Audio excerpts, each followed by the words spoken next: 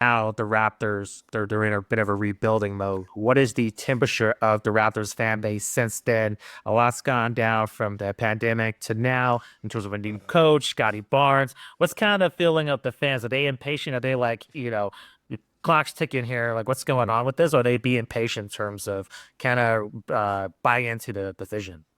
So you got to split into like diehard fans and like casual fans.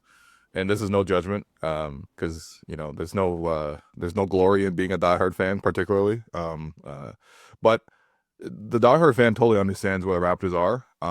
After Kawhi left and more of those veterans eventually walked away from the team, they try to make a go with it with some of the other guys, Pascal, Siakam, Fred VanVleet, OG Anunoby, et cetera, et cetera.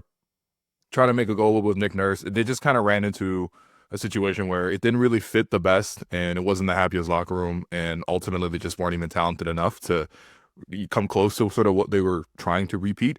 So they needed to sort of reset. A lot of those guys were going to get pretty expensive. When you look around the league now, OG's making 40, Fred's making 40, Pascal's making 40. So, you weren't going to sort of sign all three of those guys. And so the Raptors needed to pivot towards a rebuild. So like every diehard fan understands that like Raptors are going through that rebuild right now. Part of that process is sort of like winning a game a month, basically, which is kind of like the stretch that they're on. And hopefully in the long term, you get some more pieces around. You wait like 3-4 years, like they're kind of back at it, maybe with something more sustainable. Um, I think the casual fan, I run into a lot of casual fans, especially because like the good thing about winning a championship is like it expands like the audience and the reach that you get. And so even though they might not be like listening to every episode and like tapping into every Raptor game, they'll see me. They'll be like, "Oh, you're the Raptors guy. Like, what's going on? Like, what's going on with the team?" And like, I don't have much good to tell them. I'm not gonna lie to you. Like, Alex sees this interaction all the time, and I'm just kind of like, yeah, we're just kind of down bad for a little bit, but just check back in like a year or two. Yeah, I mean, we do a lot of we do like live post game shows for our Hello and Welcome podcast, and part of that is fans being able to tap in and give their feedback in real time, like in chats, and you can imagine, the team is what 9-31 right now, I think, as we're recording, and a lot of those fans are really frustrated. I think I like to say that like Raptors fan base is probably one of the most impatient fan bases, and maybe that does come from Mm. like having recently won a championship. Although more and more as I like zoom out and look at other fan bases too, I feel like that's just basketball fans in general. Like no one's really happy with their teams unless you're like an OKC or like a Boston. Like people just always want the teams to kind of get back to where they are, but yeah, to answer your question right now, like I think it's just really frustrating for a lot of fans to kind of deal with a season like this, even though they know the goal is to get into the draft lottery, is to continue rebuilding.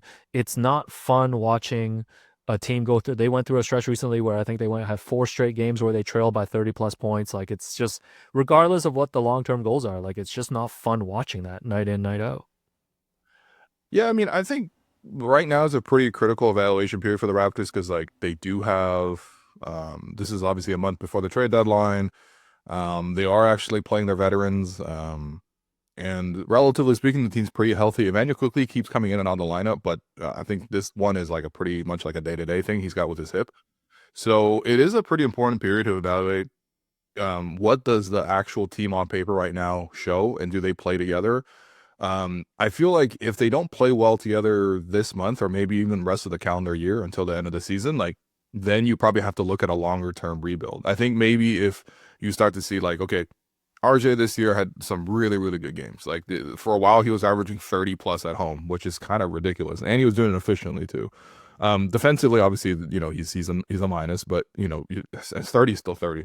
Um, IQ, I thought he finished last season pretty strong. Certainly, there was questions of like, can he sort of extend from being a six-man type to being a starter? Can he also sort of be a lead guard for a team rather than sort of like an off guard? I think he kind of answered both of those questions last year, and that's why he got a big contract this summer.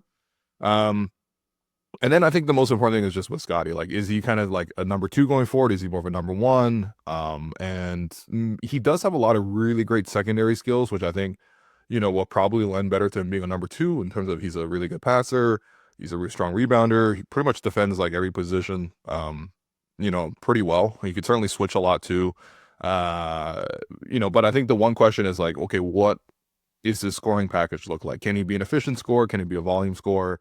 Does he have sort of go-to moves? This year, they're kind of just trying him out. So like 1 month, you'll be like, okay, I'll take 10 threes. Next month, it's like, okay, I'm not going to take threes, but I'm going to take a bunch of mid-range. And then the next month, I'm not sure what he's going to do, right? So like that's kind of how the season's gone for him. So it's kind of like a weird trial this year more than anything else. Of course, like the best scenario is that the Raptors are both able to show that their core three can play well together and that there's something there while also getting a top pick out of this year. But right now, I think the early returns are just kind of like, it's not necessarily working out all that great together. It doesn't really matter which five you put on the floor. The Raptors kind of still lose. Again, they're 9-31. But I think it's better to ask me at the end of the year. Right now, they just had a lot of injuries, and a lot of the stuff is TBD. Yeah, there's been a lot of frustrations recently, conversations around whether, Darko is the right coach for this team. And it's like, that's the tough part of a rebuilding team too. It's like so hard to evaluate, right? Like, what is the point of bringing in another coach? But at the same time, it's like there has to be some accountability. Like I mentioned, like their defense was just falling off a cliff and giving up like 140, 150 every game, especially when there was emphasis coming into the season that they were going to at least try to improve like a little bit, on that end. And none of that has happened. So I think to your question, like it's just really hard to evaluate a lot of these things, like when it comes to Darko and with Scotty too, right? Like it's hard because like he's not like a Luka type where like, you put him in any situation, he'd be putting up these monster numbers. Seen his offensive game grow. You can see that he has an all-around game, but what does that look like with better rosters? Like, is he able to kind of lift teams in like a winning environment?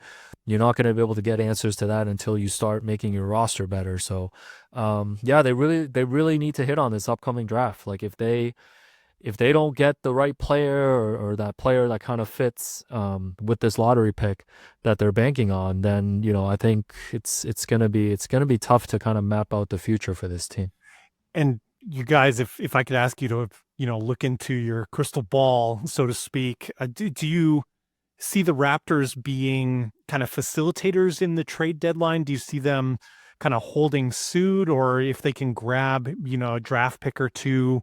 Is there value in doing that for them, given they're in that rebuild mode? How do you see things shaking out as the deadline approaches, given all that you said, that it's a little difficult to evaluate when not everyone's playing?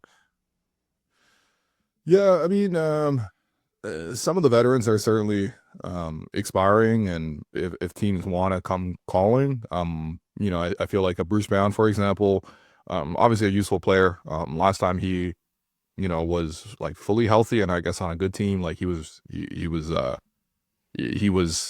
a championship with Denver, and who's currently in that rotation. So I think the issue with Bruce is that he makes $23 million, so it's not a lot of teams out there that have that much money to sort of like get off. But let's say the Lakers, for example, let's say they want to pivot into a little bit more cap flexibility. They want to get rid of a Rui, for example, or like a Jared Vanderbilt or whatever. It's like you can sort of use that, or Gabe Vincent. You can use that as sort of maybe as an expiring to sort of move it around. Bruce has obviously gone through knee surgery, and so he seems to be fine. He seems to be okay. Like, doesn't seem like physically he's limited. But at the same time, like I think there's some value in his contract. Chris Boucher has been the talk of the week this week. Chris Boucher has been really good.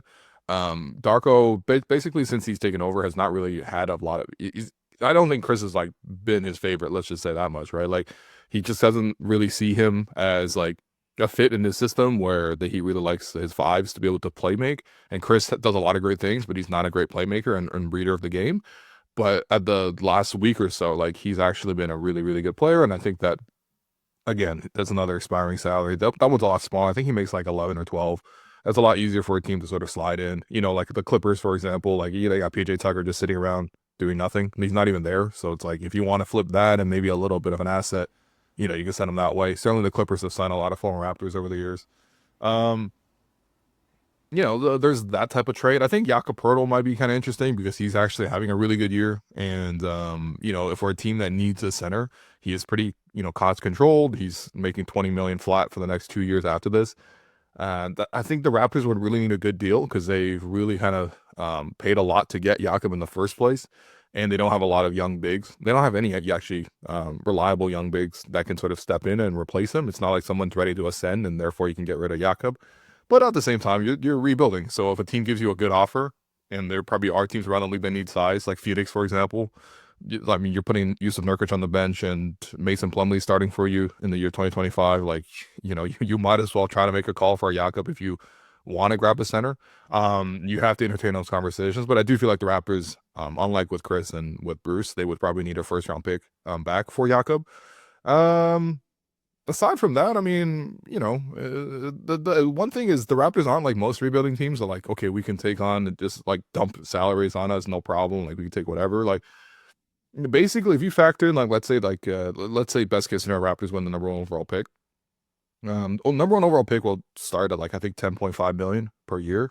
With the other roster salary commitments the Raptors already have, they would only be about 10, 15 million underneath the luxury tax. So they actually can't take back that much extra money in a trade in return. They could probably take in, again, in that sort of range of 10 to 15. They could probably clear more if they want to get rid of Kelly Olynyk. Again, if a team wants to take Kelly, absolutely go ahead. But yeah, I think they're kind of more minor players, and maybe the biggest move would be if they completely pull the plug on this whole current setup and move their only center in Jakob.